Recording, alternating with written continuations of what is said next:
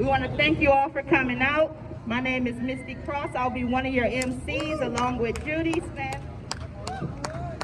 We are here today in a response to teachers who have been retaliated against, teachers who have stood 125 days with the Parker Liberation.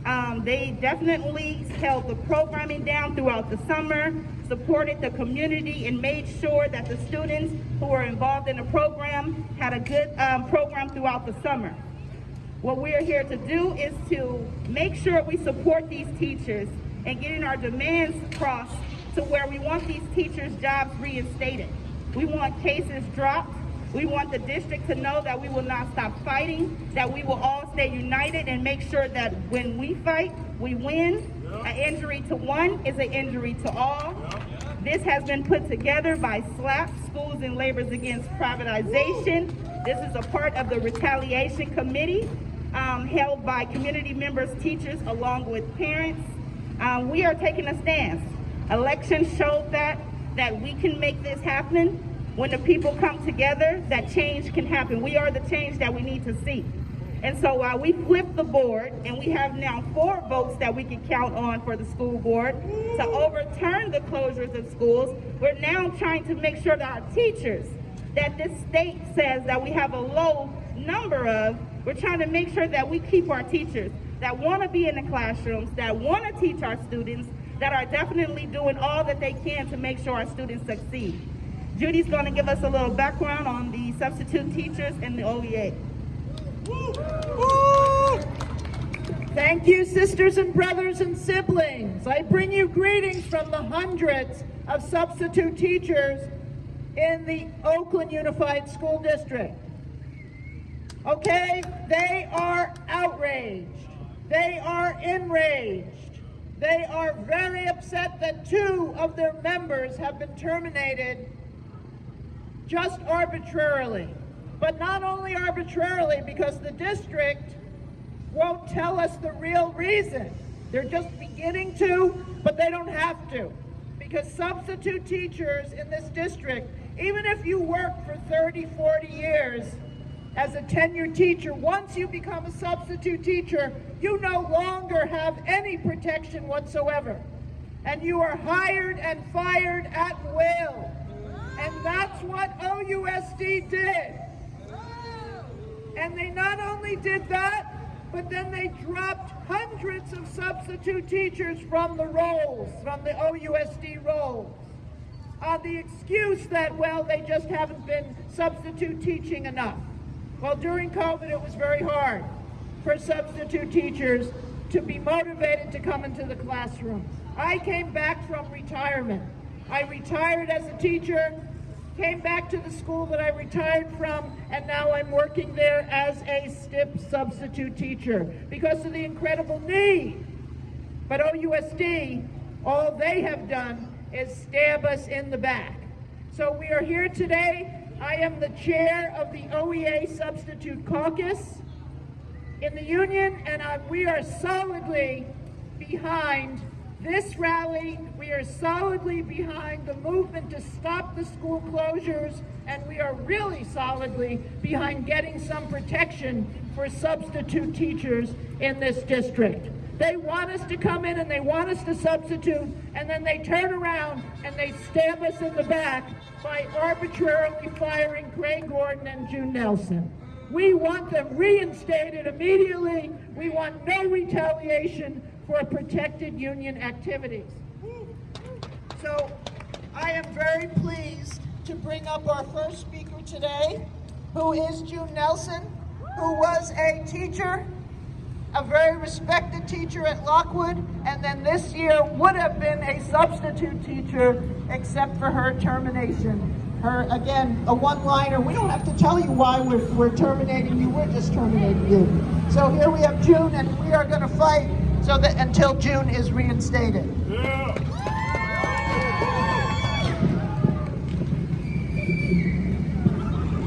Hey y'all.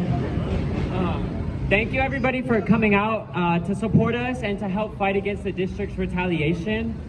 So y'all already know by now that me, Craig, and Paloma were all fired for standing up against the district's racist school closures, and a fourth teacher, Denise, has been threatened with firing over it. But this is only the latest move in a game that the district's been playing since the beginning of this year. So first, the school board voted to close 11 schools without doing any community engagement, and they targeted schools in black and brown neighborhoods like they've been doing for 20 years. They ignored parents and students literally crying to them in board meetings, begging them to keep their schools open. They ignored 2 teachers who put their lives on the line by hunger striking against the school closures and then tricked them into ending their hunger strike. They ignored all teachers when we went on strike to demand no school closures, and they ignored the entire Oakland community when we marched, rallied, and shut down board meeting after board meeting this year. So we had no choice but to escalate because these students have been abandoned by the school district. At the end of last year, a group of parents, students, teachers, and community members came together to liberate Parker K-8 from the district's closure and reopen it for the community. For 125 days, we led a peaceful sit-in at Parker with a beautiful summer program for students whose school had just been closed. We had classes, we took kids on field trips, we had free meals every day, and we helped students and families navigate the upheaval that comes with closing a neighborhood school like Parker. Some of these families didn't know how their kids were going to get to school next year and needed help enrolling them, which the district wasn't doing. So, like I said, the sit-in was peaceful until August 4th, when Josh Daniels, who's still the district's chief governance officer, authorized an unlicensed private security team to assault us and try and get us out of the building. That's right, fuck Josh Daniels. Mind you, I was at Parker that whole summer almost every day running the summer programs, to the point where Josh Daniels, when he came to inspect Parker, would be greeting me by name, and that's when I knew I was in trouble. But he knew fully well that there was usually children and parents and teachers in that building, but that didn't stop him from authorizing this team to come in there and brutalize us. These security guards handcuffed people, threw people against the wall, they slammed doors on people's hands. One of them picked me up and threw me over a table. One of them held Max down on the ground with their knee on his neck. That's right. And now we know from the audio of these 911 calls that the police told these guards numerous times not to enter the building, and that the guards were ready to arm up and go get weapons from their vehicles if they felt threatened. Luckily, that didn't happen because, like I said, we were trying to keep it peaceful, but that day really shook me because I realized that there's no limit to the violence that the district will go to enforce its closures and whatever decisions it makes. So now here we are, 3 teachers have been fired, a 4th has been threatened, and the district has even started retaliating against students whose parents were fighting the school closures. We can't let the district keep getting away with this shit. It's crazy. I would even say dystopian, the lengths that these people will go to. To enforce their agenda of closures at the expense of students. And they're not done with their retaliation either. I guarantee you that they have a list of all the people involved in Parker, and they're just going down that list, retaliating against them one by one as they get a chance. It is happening. They're trying to gaslight us into thinking it's not happening, but it is. And we have to hold the district accountable now to protect all of the future teachers and students of Oakland. Right, we need to stick together so that we can stand up against the retaliation and violence for fighting for our students, or simply asking for our voices to be heard. We might be a small group right now, but we're growing. And the most important thing is that we're here, and we're gonna continue to be here for the next person who gets retaliated against, or the next time the district tries to screw over our students.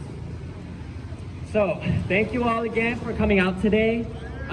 If you're trying to get more like involved in the organizing, we really need help trying to get this movement like more up and running. We meet every Wednesday, so if you're interested, come talk to me or one of the other organizers, and we can tap you in. Because we need community and we need each other. Thank you.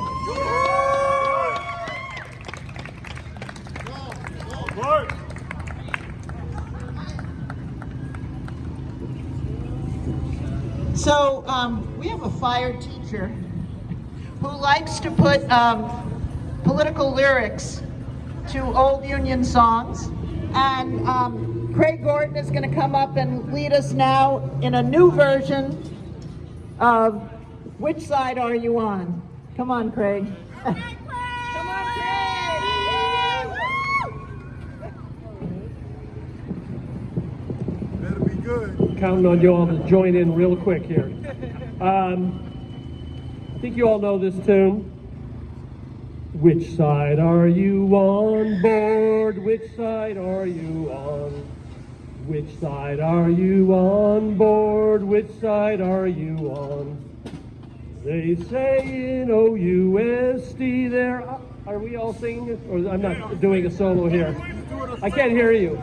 You gotta have the words. They say in OUSD there are no noodles there.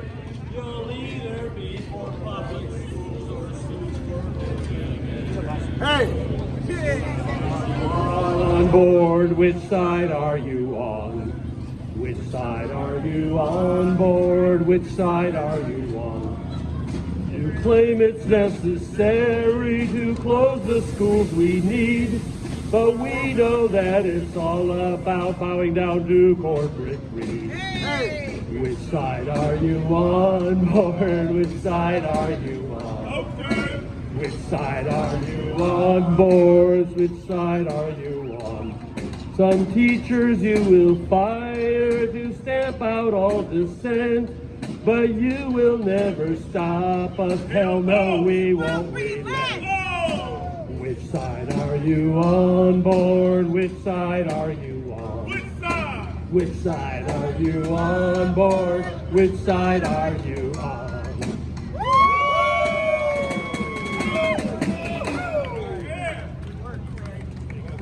All right, thank you, Craig, for putting that together for us. I wouldn't have been able to lead that one. We're going to let you do the songs. I got a new job.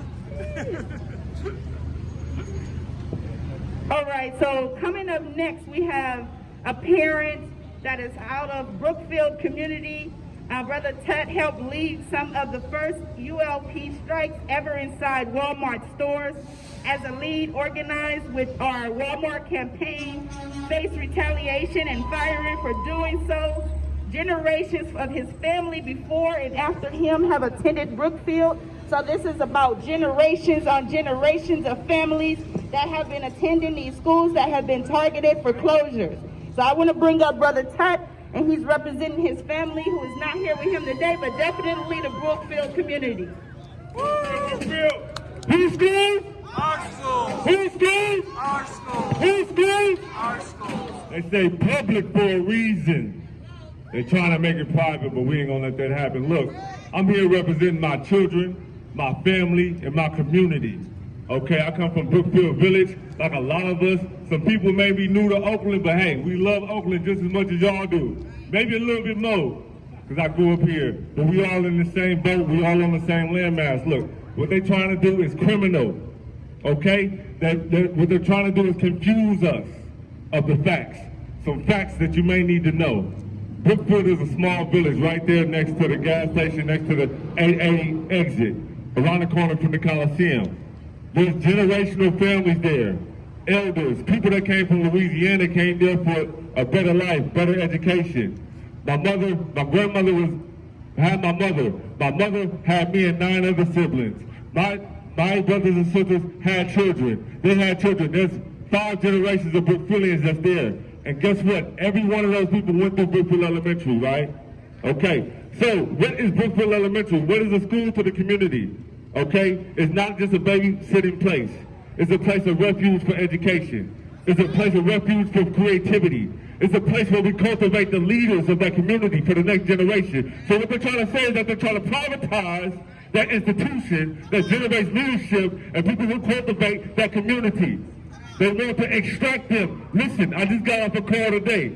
They want my children to hop on a bus 30 miles away. What is that going to do to the community? My children, my son, beautiful Kingdom, who's in the 1st grade, he's going to grow up with no attachment to his neighbors. He's not going to walk around and see the dirt and the filth on the street. He's not going to have this compassion for his own community because he's blessed in the morning to another community. My daughter who's in the 4th grade, she's not going to know how to beautify. She's not going to walk and see the elders there. She's not going to have an attachment to the community because she's removed from the community. No, not what they're trying to do. They're not trying to close schools. They're trying to gentrify our children and make them not care about the communities that they're born into. It's bigger than that, but they're trying to confuse the facts. Okay, listen here. They're pushing closures. We don't need closures. We need creativity. Okay? We don't need criminals telling us what to do. We need more choices. In this time, we do not need to be conservative. We need to be innovative. We need to be a part of this solution. Okay? So thank you, everybody who's here, because look, it's not about me or you. It's about these children and the future we're going to have when we are elders, okay? And then our children's children. It starts and stops right here. So big love. Let's give a round of applause to the teachers and the substitute teachers. They are seriously underpaid.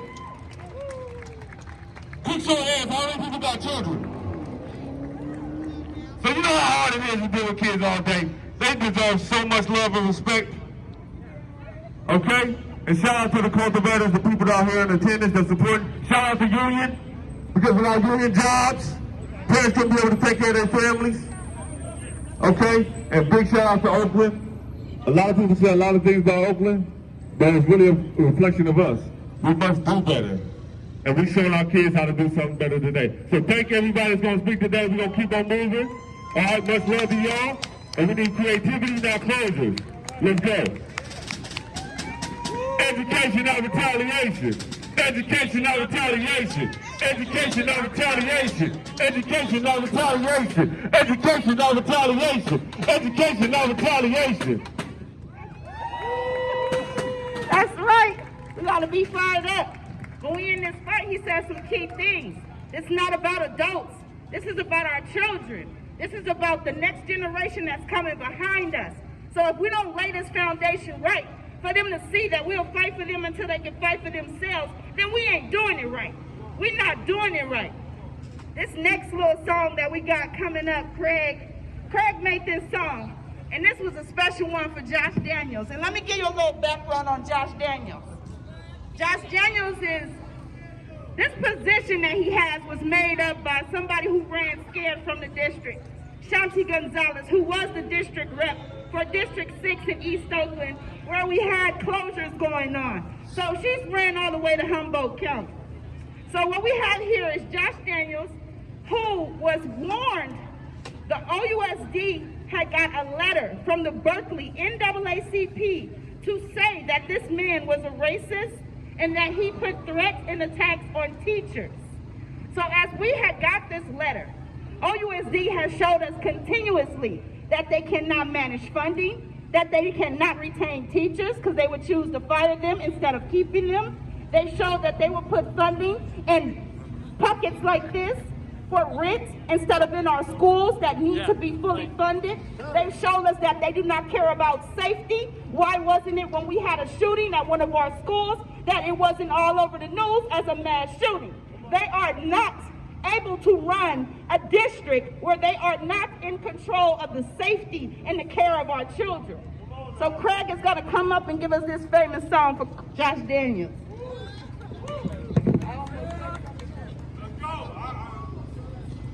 Okay, so it's on the back side. You got it here. We wish you would fire Daniels. It's the tune of We Wish You a Merry Christmas. We wish you would fire Daniels. We wish you would fire Daniels. We wish you would fire Daniels. We don't want him here. Resources we need in schools far and near. We don't want Josh Daniels, and we must make that clear. Just fund schools, just fund schools and keep them open. Just fund schools and keep them open. Just fund schools and keep them open. Then we'll give a cheer. From UC to Oaktown, the workers insist. Stop treating us like garbage, or we will resist. We wish you would fire Daniels. We wish you would fire Daniels. We wish you would fire Daniels. We don't want him here. He's a racist! Fire Daniels!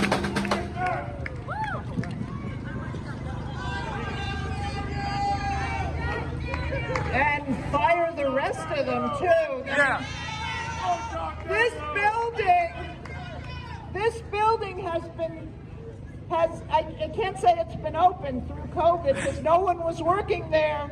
And I think what I heard is to the tune of $250,000 a month is what the rent for OUSD costs.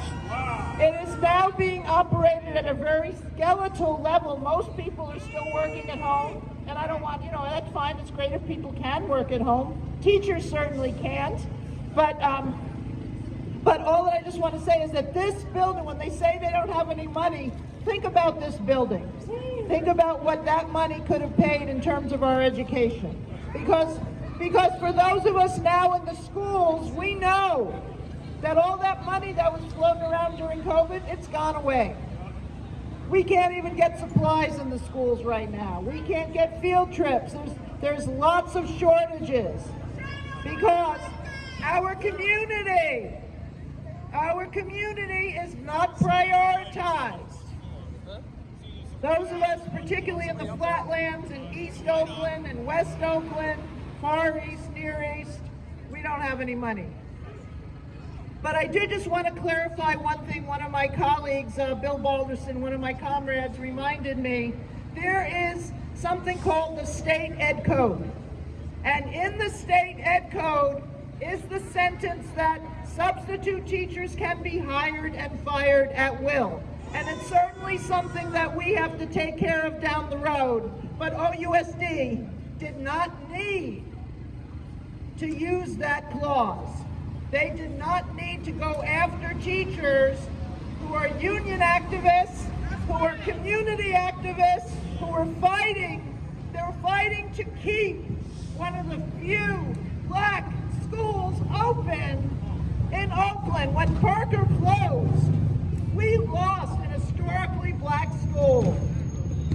2 years before that, they closed Roots International Academy, another historically black school, right? So we have to stop this. There is absolutely no reason why any schools should be closed in Oakland. Okay, so I am very honored to bring up the next speaker, Walter Riley. You may know him as a famed civil rights attorney. He has brought a lawsuit against OUSD in the violent assault on community members at Parker on August 4th, which you've already heard a little bit about. But I will tell you, to me, Walter Riley is a comrade that I have run in the streets with. And I remember the days when Oscar Grant was murdered and we were out here and Walter Riley was out there. And it was definitely a scary time. But we were out there. Walter Riley is courageous, will always come down on the, I don't want to say right, I want to say on the left side of what's going on in the world. Thank you. Here's Walter.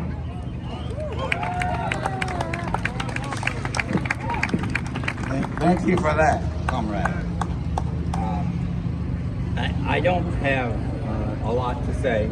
I'm here to offer support and solidarity with the struggle against the firing, dismissal of the teachers.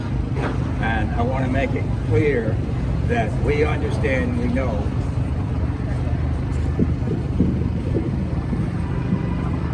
Okay, is that better? Thank you. I'm here to show solidarity with the struggle to support the teachers who were dismissed, fired, retaliated against because they were engaged in political struggle. Now, I agree with Judy that what they say is that a teacher can be fired, and that is true in California. You can be fired from any job for no cause at all. But this is not a case of them being terminated for no cause. They are being terminated because they were engaged in political activity. And if we use this Constitution, if we use these laws, we have to at least use that aspect of the law, that this retaliation is unlawful. And somehow or another, being engaged in building this movement has to take that into account. My whole life has been one of engaged in struggle, understanding that we live in economic divided society. There are those folks who have power and economic privilege, and they exert that for status, they exert it for their own comfort, they exert it to exploit, and in many cases they just enjoy creating havoc for people at the lower end of the economic spectrum. They use racism, they use identity politics, they use nationalism, they use class consciousness in order to benefit their particular class positions. That's what's happening in Oakland. We've already said it, others have said it, that this attempt to gentrify Oakland, that is to bring in different group of folks in a different economic status that will not leave room for the people who live in Oakland presently. For the people who work at minimal jobs, minimal paying jobs, for the people who don't have enough jobs, for the families that are struggling economically, and for those people with moderate incomes that are living in Oakland, have been here for forever. They're not going to have room for them because Oakland becoming a bedroom city for San Francisco, the elite, is becoming a place where privatizers can make tremendous amounts of money. They can make money in the short term. That's the nature of capitalism. They'll make money in the short term by building high rises, by building expensive residential places, by moving people out of West Oakland and East Oakland. In order to do that, they have to attack our schools, our educational system. We know that. We know that's part of what's happening, because when schools are closed in black and brown communities, those communities then experience a greater amount of gentrification and a downward push on the economic and social conditions of the working people who live in those communities. We have to stop that. And in order to do that, this is part of that movement. I am engaged in litigating against the Oakland Unified School District for their attack on the people on August 4th. That litigation will go on. We will sue and we'll ask for damages and we'll ask for some changes. Litigation is not going to change the world that we live in. What we have seen in the most recent period is that progressive movements are developing and gaining more power.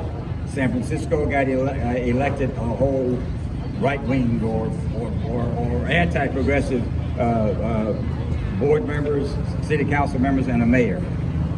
They are engaged in building a movement against progressives. In Oakland, we have discussed building a progressive movement. Now, that is not necessarily the revolutionary movement that all of us want. But a progressive movement is a stage to develop the kind of world that we have to live in and build. But it also is a way of building a movement to stop, to push back. We got to broaden this movement. We got to broaden this struggle for teachers. We got to broaden this struggle to keep back, push back against the Oakland School Board.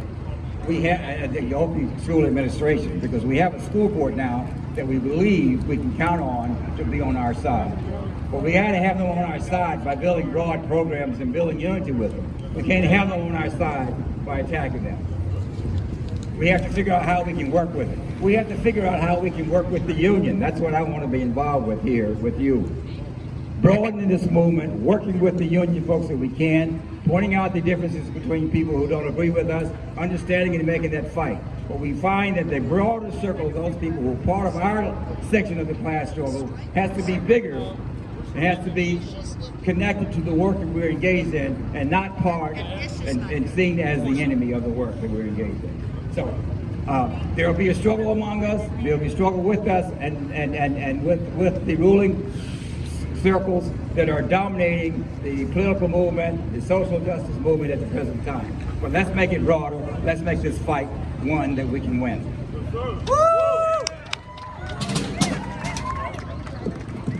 And we have a very intense year of struggle ahead of us in so many different ways.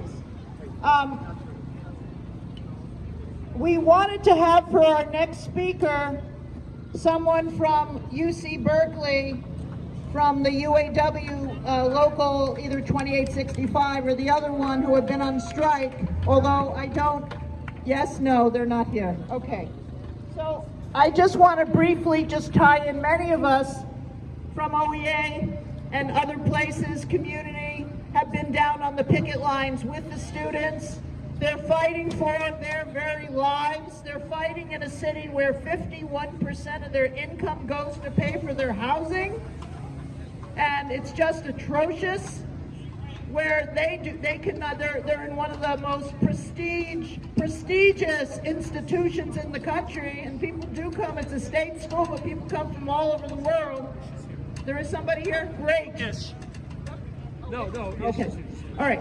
So anyway, we want to make sure that people know that this strike is going on. We see our struggle against retaliation and for quality education for our community as the same struggle that the UC Berkeley graduate students, the postdoc students are going through in Berkeley and at every UC across the state. I want to urge you to support that struggle. I know negotiations are going on, and please take some time to show support to that very, very important struggle. It is the largest strike by academic workers in the country, 48,000 postdoctoral students on strike. So we definitely need to support that. She sees you're here. Just want to make sure she knows you're here, so she'll come on. Come on, Ash. Come on, Ash. I think it's over the Red Nose District. Where you go? Or somewhere over the. All right, we got Craig Gordon coming up with another one of his famous songs. Okay. Would you turn this around in a minute? I'll just start with. I'll be up there. Okay, which one are we doing? Somewhere in OUS. Somewhere in OUSD. This is, you know, the Wizard of Oz. You all know that. You all know Somewhere Over the Rainbow. Somewhere. Let me try again. Somewhere in OUSD, way up high. Cats call all the shots and get everything they buy. Which one? Somewhere in OUSD, deals are made. Those who sell to the rich know that they really pay. Someday we'll organize to fight and realize we have the might to beat them. Are others singing this? Their game will melt like lemon drops. We'll finally pull out all the bus stops to change their rules then. That's when regular people get free. Pigs fly over the rainbow. Why, oh why can't we? If greedy little piggies fly beyond the rainbow, why, oh why can't we?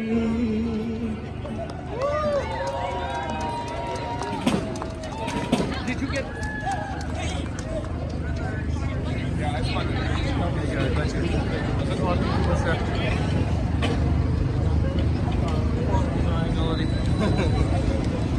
Thank you.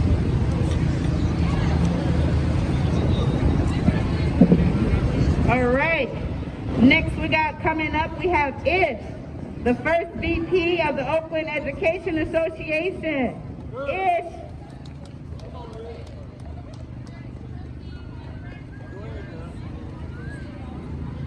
Hello, everybody. My name is Ishmael, and I represent nearly 3,000 education workers in Oakland Unified. And I'm here in support of Craig Gordon, Paloma, and all the other workers who were affected by the retaliation. Our rep council voted unanimously to stand in solidarity with the workers who were affected.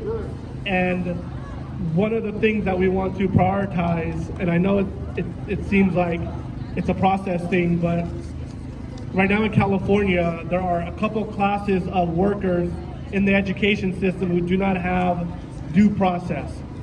It's our teacher substitutes and our career educational teachers. They do not have a right to due process. And this is a clear case where if folks had right to due processes, they would have their day in court where they would be able to hear out and to defend that. And so it's one of our fundamental callings as a union is to defend due process. And so our union stands really strongly behind ensuring that our members have due process and that folks are not retaliated against actions that are union actions. And so we are looking forward to continue to work with the affected members through our legal means that we have and through other actions that come about. But one of our big demands coming out of bargaining this year is going to be due process for some of our members. And it's also a piece of legislation that we have supported recently because our members, all workers have a right to due process. And so we stand here in solidarity with that calling, and that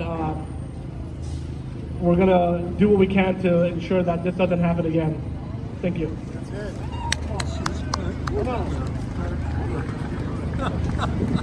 That's right. We're going to make sure we hold people accountable.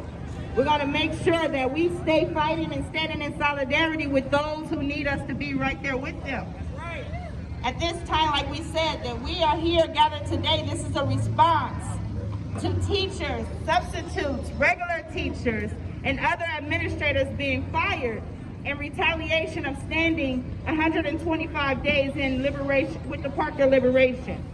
And so as we stay here today, we have union members, teachers, parents, community members.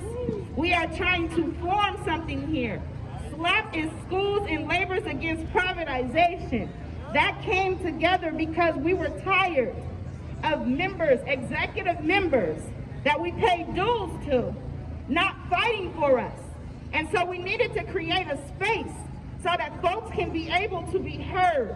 And we do actions built out of that, making sure we listen to the working class people that make sure that this city stays running. Again, we are here to fight for our children and our teachers until that we get justice.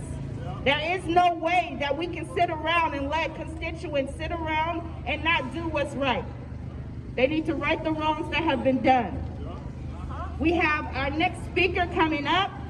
This is Mr. Brookfield here, I call him, because he served a couple of generations. Right now, he's teaching children of the children who he taught. So right now, we have Brother Haskell coming up. Hey there, everybody. Thanks for coming out. My name's Corin Haskell. I've been a teacher at Brookfield Elementary for 26 years now. So I'm just here to kind of speak on this whole situation with the closures. Brookfield has actually been under attack for almost like 10 years. I've watched the school dwindle from like a role model school to what it is right now. And it's been really frustrating to see because it feels like the people we're trying to work for are working against us in some ways. But hopefully with this new election, we got better things coming and we're not going to be closing the school and keeping it open. I'm also here to talk about the teachers that kind of speak up for these schools that have been under the gun too. And oftentimes when we're passionate about these schools and we speak up for them and don't want them to close, we're often labeled as problematic or difficult individuals or difficult teachers, which isn't really fair because we're really just speaking up for the communities that we help build and create and work in every day. And there's a lot of time a disconnect between the people who make the decisions and the people who are there every day. So we're not difficult teachers, we're just passionate teachers, especially about the communities that we help build. And we just are crying out to be listened to, really. That's usually what this is. When just like students who act unruly, it's usually because they're needy and they need attention and they need something. So when teachers are, being difficult, as they've labeled us, is because we want to be heard and we're sticking up for something that we believe in. So Oakland talks about wanting to keep good teachers here in Oakland public schools, and it's not about the money, it's about respect. Most teachers will tell you it's not. We don't get in this for the money, we get in this for the children and trying to do good. And we have a lot of good ideas, we want to be listened to, we want to have input in the classroom. And that, to me, is the biggest factor in keeping teachers here, is listening to us, giving us that respect, giving us that input, and not always a kind of a top-down, kind of telling us how to teach sort of thing. So I know there's other speakers here. I don't want to take up too much time. Okay, I'll talk a little bit about what's happened at Brookfield. So we used to be a school, had 800 kids about 10 years ago. And slowly charter schools have popped up all around our neighborhood and kind of take the kids that they want from the school. Because they can choose, right? They choose the kids they want to go there. We take in everybody at our school. We definitely have a very high needs population, I guess for lack of a better term. We take in language learners or kids who have gotten kicked out of other schools, who need extra attention, special needs. Some of them are homeless, some of them are immigrants. They just came here from other countries. So it's a very diverse population, and we really have a setup where we address all of those needs. A lot of the charter schools do not do that. They handpick the kids they want to go there so they can pad their data, and they really treat kids more like bar graphs and tools of data rather than like souls. And that's really what the Brookfield School specifically, which is what I'm speaking for, it really has kept me there for 26 years.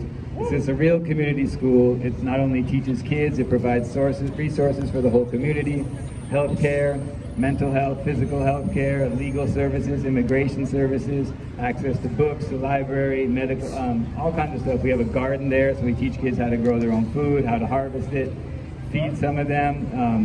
We used to have adult language classes there, teaching English and vice versa, teaching Spanish. So it was a cross-cultural thing where people were learning from each other. It was actually really good to see. We had parenting classes there too. There were dad classes and all kind of stuff we had going on, and it's just slowly been dwindled down as the charter schools pull all the kids out and our resources get sucked up. Despite all that, we still perform really well. Brookfield was in the top 5 schools according to the literacy improvement last year, and all of OUSD. We were the top 5 schools. We were the only school in the flatlands.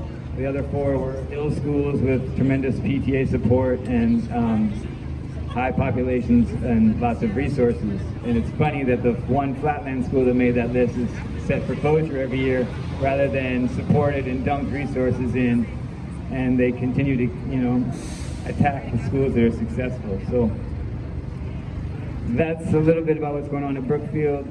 But like I said, we see some light at the end of the tunnel here with this school board election. Hopefully in January when they get sworn in, we can get this off our neck and focus on rebuilding the school. Me and Brother Tut here and a couple other parents are working with a school plan so that when we do get over this bump, we can now come with what we want the school to look like moving forward and how we can make it attractive to pull students back into the school so we can build up the population again. So that's about it. I'm happy to talk to anybody on the side if you need any more information, but thanks for listening, and you guys have a good night. Thank you.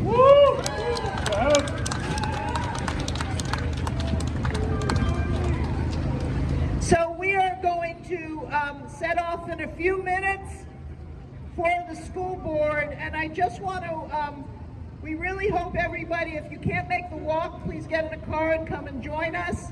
But this is an important night, not only for public comment, but School Board Director Mike Hutchinson is planning to introduce a resolution calling to stop all the school closures that are on the right, that the school board is planning to do this year. So we won't see the new school board. That won't happen till January, but I think it would be great if we could be there in some way to show Mike that we support this effort, and we hope, of course, that it will eventually it'll eventually succeed. But before we go, we have to honor Craig.